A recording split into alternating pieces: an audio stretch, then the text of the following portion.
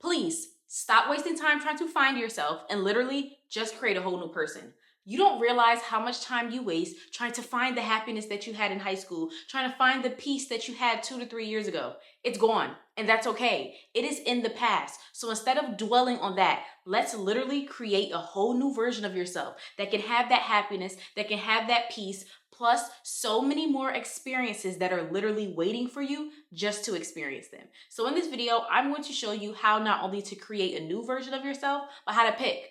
I'm going to show you how to create 3 different versions of yourself and then pick from the one that you want to become. And after you pick that one, I'm going to explain to you how you're actually going to achieve it. So let's get straight into it. So the first one we're going to be talking about is the optimized life. So this is essentially you optimizing the life that you already currently have, but just figuring out specific things you can do to make your life feel better and just happier. So these are for the individuals that's like, I don't completely hate my life, but there are just certain things that I do that I don't enjoy, and we can just optimize the life that you have.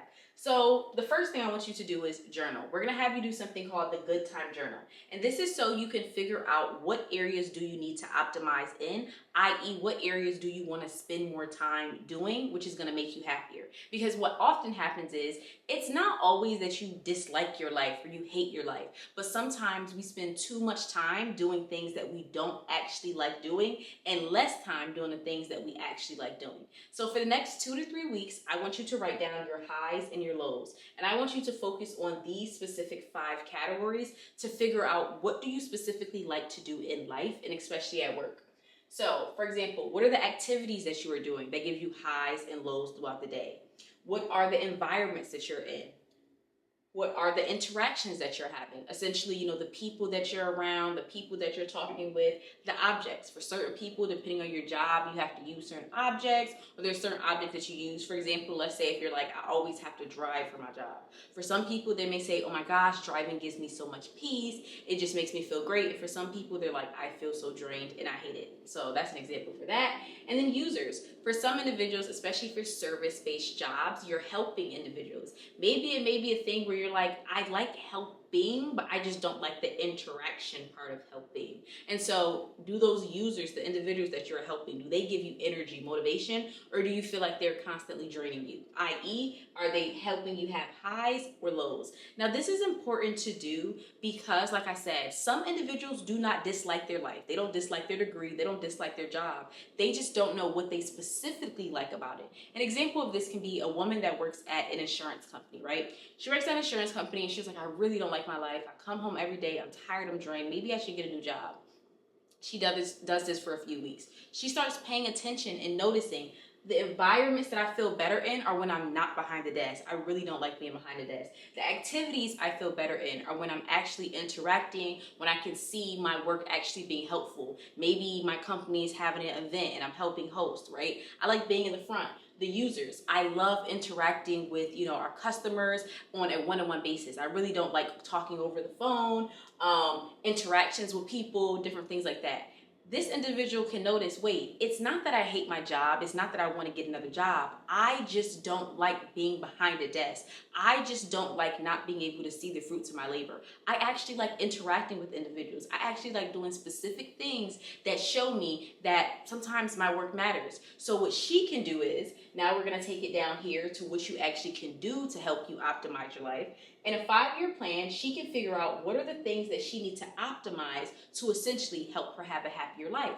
So for year 1, right, she says, you know what, maybe I can start getting into a little bit more marketing, right? That's actually what I like doing. I like interacting with people and finding different ways to help customers. So maybe she's like, I'm going to do a training course this year, and I'm going to, get a certificate doing this, that. Maybe by year 2, she's like, I'm going to ask my boss, can I potentially switch positions? And now that I already have this certificate, he's more likely to allow me to do that thing because now it's like I'm certified to do that thing. By year 3, maybe by then I want to start hosting my own events. Maybe by then I want to mentor. Essentially, the reason why optimizing your life is important for a lot of people is because, like I said, it's not that you hate your life, it's just you didn't need to spend more time doing the things that you actually enjoy. And a lot of times we look at our jobs, we look at our life as being this entire thing, and we feel like we always got to take the good with the bad. But it's like, not always equally. You can have 90% good and 10% bad, but if you don't know what your good or your bad is, i.e. your highs or your lows, you don't actually know essentially what you like to do. Now we're gonna put it into ChatGPT. Now this is the second step. Now of course there are ways, like I said before, to figure out what you like, but I think a lot of people need to be honest about themselves. Is the life you're living now gonna be conducive to the things that you want in life? So I want you to put into ChatGPT, can you create an optimized life for me? I currently work at so-and-so and I make so-and-so. Do you have a degree? How much experience do you have? Essentially giving them an idea of who you are.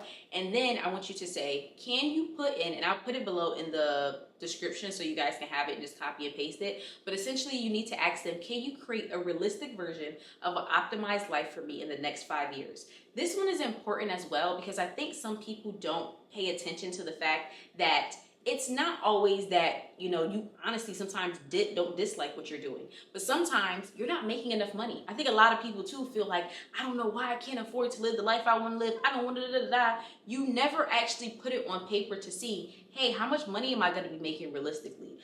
What areas will I be able to afford? What things will I be able to do? And so that's a great second part to it as well, putting it to ChatGPT. And you have to put, can you make this realistic? Because if you don't, they're going to give you like this whole outlandish, oh, you could become the CEO in the next 5 years. And it's like, let's just be realistic and have an idea of how much money I'm going to be making, possibly where I would be able to afford to live and things like that. So now let's get into number 2. This is your alternate life. So this is essentially what your life will look like if the optimized life doesn't work out. So let's say, for example, you lose your job tomorrow. Let's say your job shuts down for whatever reason, whatever service you're doing, people are no longer purchasing the service. What would your life look like then? I think a lot of people don't think about that as well. What would your life look like if you lost your job? What would your alternate life look like if, you had to find another job, you had to find another way to make money, you essentially had to find another way to live? Now, the reason why the journaling is so important is because you can actually figure out what would you want your alternate life to be. So would you pay attention to the things that you like or dislike? Would you actually want to work the job that you're working now, possibly for a different company? Or would you want to work in a different field? Would you apply to, a different position? Or are there certain things that you want to do differently, essentially, for your alternate life? But I think this one is imperative because this one is also a bit of a realistic one, too. Because you can't just say, oh, yeah, I'm going to lose my job tomorrow. I'm making $22 an hour. I'm working at this insurance company. And then be like, well, if I lose this job, I'm just going to apply to be the CEO at this company making $50 to $75 an hour or something like that. I don't know. Just a random number. So essentially, I want you to think about that, too. What would your life look like if tomorrow you were to lose your job, you lose your income? What would you do differently? And this one is imperative, like I said, too. We're going to put it into the yearly plan going from year 1 to year 5. And I also want you to put this into ChatGPT, and I'm going to put the prompt below, but I want you to ask them, make sure you ask the realistic part as well. If I was to lose my job today, I make so-and-so amount, I have so-and-so amount of experience, and then based upon here, right, based upon what you said for your optimized life, the things that you like, ask them, what would an alternate life look like for me if I was to blank? So for some people is, if I was to go back to school for so-and-so, if I was to try to get into the field of so-and-so, right? You would see how long would it take you to get into a certain field, about how much money would you be making if you tried a different field? Because even sometimes ChatGPT may tell you things such as, the field you're in now is cool, but in the next 5 years, that field is going down. That field is going to be taken down by AI. So many different things that are going on. And so this is another one too. Think about an alternate life. If, like I said, you were to lose your job tomorrow, what would that alternate life look like for you? And essentially, would you like that alternate life more than you like the life that you have there? Because for some people, that may be what it is. Like, you've been working a job that you don't like for so long, and there is an option for you to leave. You could be doing something else, but the problem is, you've never imagined yourself leaving, i.e. you never imagined an alternate life, so you never even gave yourself the possibility of moving to a different company, of doing something similar on the same playing field, but just new, because you never thought of an alternate life. So the last one is your fantasy life. Of course, everyone wants to think about this, and this is the life we're thinking about if money was no longer a option. And of course, this one for a lot of people is ideal, but for some people, they're like, I don't want this life. This life is, that's why it's in red, this is the risky life. This is the life essentially that, it's going to possibly be the hardest to get, but it also may be the most fulfilling depending on what you do with your life. And so I want you to think about, if money was not an option, what would you be doing? And it's imperative to make sure that you are doing something that will require you to do it 3-4 times a week. I think sometimes too, especially with my generation, there's this thing of like, I just want to post pretty pictures and I just want to, look cute, and I don't want to do nothing all day. And it's like, you want a fantasy life. You don't just want a fantasy.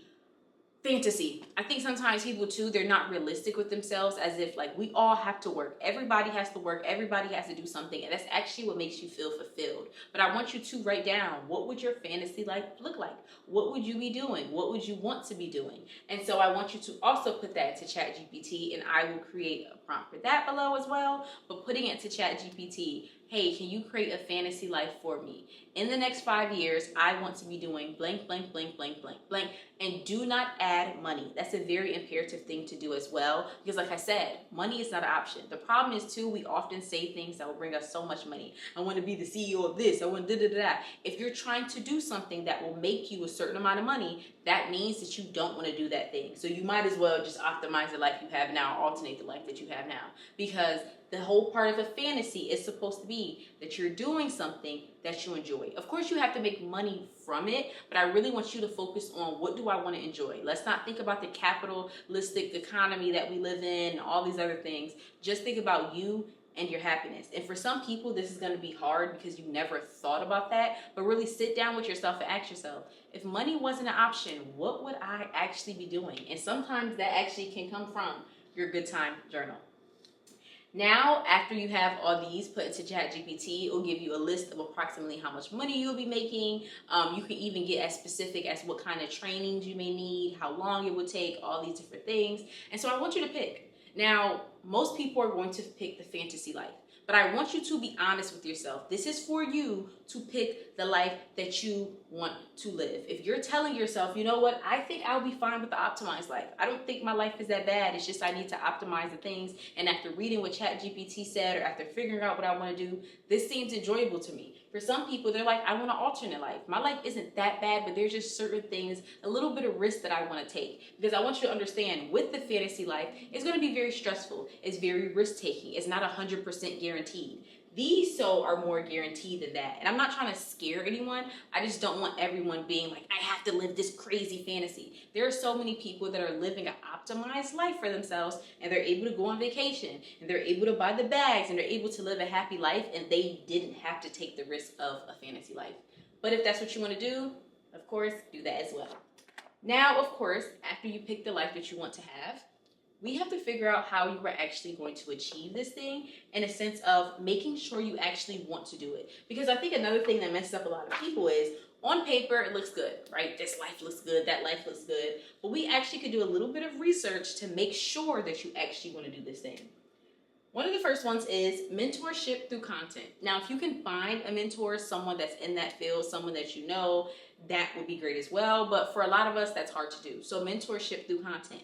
Find individuals who are doing the things that you want to do. You're going to read their autobiographies. You are going to listen to their podcasts. You are going to watch their interviews. Because a lot of people tell you the truth about what's going on behind the scenes. We just only choose to listen to the glamorous, when they get the Forbes nominations, when they get the money, they just won this amount of money, or they just da-da-da-da. A lot of times people will tell you what they really went through, the stress, the trials, the tribulations they really went through. And so you need to do a mentorship through content. Gain so much knowledge about this individual, and even use ChatGPT. Find individuals that are doing what you want to do, and literally search into ChatGPT. What are different types of content that they have that I can learn more about their journey. Now, there's some individuals, maybe you're like, I want to be a bakery owner, or I want to do, open a small business. And you're like, well, I can't search up Miss Beverly down the road. Like, she ain't got no book. She ain't got none of that. You could do a cold reach out too. And I know this one is very scary, but cold reach out to people. You can email them, you can go into the coffee shop. Hello, I would just like to talk to you for 20 minutes, 30 minutes. I really am thinking about opening my coffee shop. If I could just have a minute of your time, all these other things. Now, if you're cold reaching to people, don't waste people's time. Make sure that you are going to these things prepared. Don't be asking them how you come up with your business name, how you come up with the color scheme. No, ask them specifically questions you would want to know that can give you an idea. How long did it take you to open a storefront? What are some of the things that, held you back? What are some of the trials and tribulations that you wish you didn't go through? You also can go into ChatGPT and ask them questions that you should ask the individuals.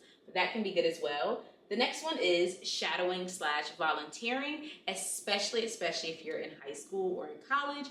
They do have a lot of shadowing and volunteering options as well, but definitely shadowing ones. There are certain things that you can't shadow just because you can't just come to somebody's place of business and be like, can I follow you? But always look online and see there are a lot of different things, especially I know in like the medical field, they have different shadowing and different things like that you can do. And just there's always different kinds of volunteering. You will be surprised how many organizations have volunteers needed for events. And so just to get that one-on-one kind of interaction of volunteering can actually give you the idea of, is this something that I really want to do, or does this just look good on TikTok? And then the final one is skills in action projects that are small. So especially for individuals who want the fantasy life and the alternate life, you can do small projects that can give you a sense of if you really want to do this thing. There's some people that's like, I want to be a social media manager. Okay, well, there's a local business down the street and you searched them up and you saw that they don't have any social media posts. They don't even have a social media. Ask them if you can do their social media for free. Maybe your friend is coming out with something and you're like, okay, I can create a website for you, right? You want to get into digital design. There's so many small little projects that we can do. And honestly, sometimes those are the best because if they don't go well, no one's going to know. They just give you the experience of it. But I think the problem that we often have is we feel like we have to do everything big and we have to do everything, at a major scale, and we have to do everything, especially for money. And you don't.